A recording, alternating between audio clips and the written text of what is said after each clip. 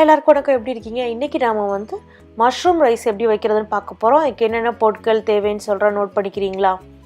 நான் இங்கே வந்து குக் பண்ண ரைஸ் எடுத்து வச்சுருக்கேன். 2 கப்புக்கு எடுத்துருக்கேன். நீங்கள் பாஸ்மதியோ சீரக சம்பாவோ இல்லை நீங்கள் சாதாரணமாக யூஸ்வலாக வைக்கிற ரைஸ் கூட 2 கப்புக்கு குக் பண்ணி எடுத்துக்கிறேங்க.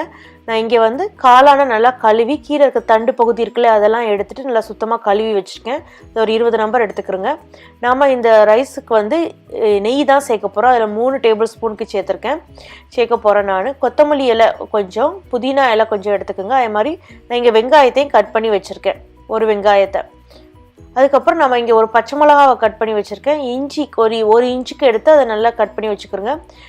முந்திரி பருப்பு ஒரு 10 எடுத்து வச்சுருக்கேன். அது மாதிரி மிளகு நான் அரைச்சி வச்சுருக்கேன். மிளகா அப்போவே முழு மிளகாய் எடுத்து அப்போதைக்கு நீங்கள் அரைச்சி போட்டால் தான் நல்லா வாசமாகவும் இருக்கும், டேஸ்ட்டாக இருக்கும். நீங்கள் ஏற்கனவே அரைச்சி வச்ச பொடியை சேர்த்திங்கன்னா அந்தளவு டேஸ்ட்டாக இருக்காது. ஸோ முதல்ல அடுப்பை ஆன் பண்ணி அந்த ஒரு நல்ல பேனை வச்சுட்டு அதில் கீயை ஊற்றி முதல்ல உருக்கிக்கிறங்க. இந்த கீ நீங்கள் சேர்க்க வேண்டாம்னா நீங்கள் 2 டேபிள் ஸ்பூனுக்கு கீ இல்லை 1 டேபிள் ஸ்பூனுக்கு நீங்கள் எண்ணெய் சேர்த்துக்கலாம். முதல்ல கீ நல்லா சூடான பிறகு நம்ம எடுத்து வச்சுருக்க முந்திரி பருப்பு, வெங்காயம், பச்சை மிளகா, இஞ்சி போட்டு நல்லா வதக்குங்க. அந்த வெங்காயம் வந்து ஓரளவு நல்லா கண்ணாடி மாதிரி வந்ததுனாலே நீங்கள் எடுத்து வச்சுருக்க காளானை சேர்த்து வதக்குங்க. அது நல்லா கோல்டன் கலரில் ஆகணும், இந்த அளவுக்கு ஆகணும்.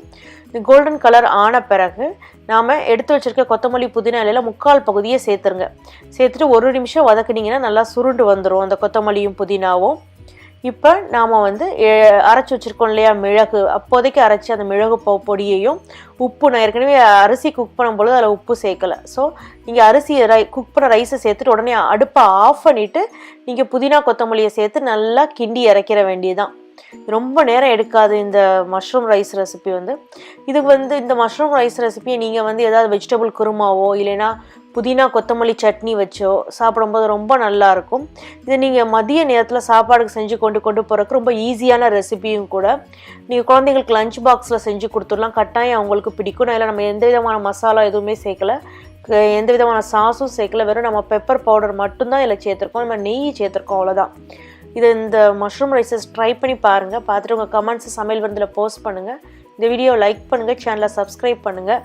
கூட பெல் சிம்பிளையும் கிளிக் பண்ணிட்டீங்கன்னா நான் அப்டேட் பண்ணுற வீடியோஸ் உடனே பார்க்கலாம். இன்னொரு வீடியோவில் சந்திக்கலாம். நன்றி, வணக்கம்.